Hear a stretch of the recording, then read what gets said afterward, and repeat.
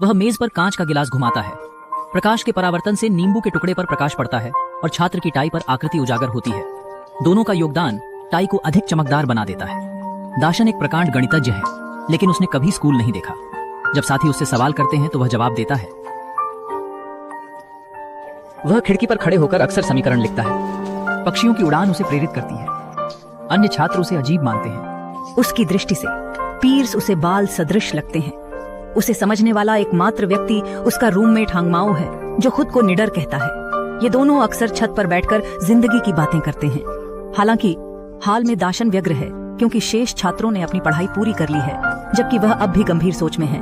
वह अनुभव करता है कि पुराने सिद्धांतों को दोहराना उसकी सच्ची प्रतिभा को नहीं दर्शाता। दाशन अपने विचारों के जरिए नई अवधारणाओं की खोज करना चाहता है और अपनी योग्यता सिद्ध करना चाहता है। मार्टिन उसका प्रतिस्पर्धी है। वह दाशन का आत्मविश्वास शतरंज खेलते समय तोड़ना चाहता है, पर दाशन को इसका पहले से एहसास था।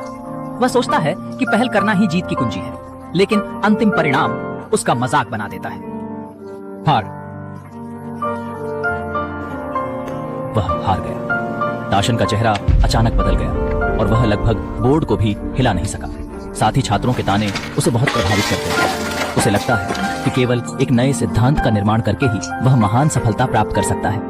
वह चाहता है कि प्रोफेसर उसे आइंस्टीन से मिलवाएं ताकि वह उसका मेंटर बन सके, लेकिन प्रोफेसर ने उसे इनकार कर दिया। प्रोफेसर ने उसकी बात काटते हुए उसे अपने रेस्तरां की ओर देखने के लिए कहा। उसने देखा कि एक विद्वान वहां बैठे हैं और लोग उसके सामने सम्मान का प्रतीक कलम रखते जा रहे हैं। यह असली सफलता है।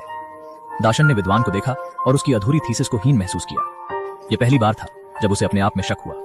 वह अपने कमरे में वापस आया और अनसुलझे समीकरणों के प्रभुत्व को देखा। वह खुद को बहुत असहाय समझने लगा और अचानक सिर दीवार से टकराया।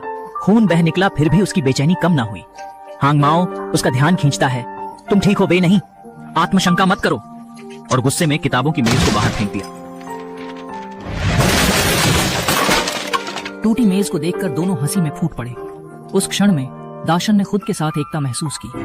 शाम को उसने बार का रुख किया तनाव दूर करने। एक युवती ने सभी का मन मोह लिया और लोगों ने उससे कैसे दोस्ती की जाए यह चर्चा करने लगे।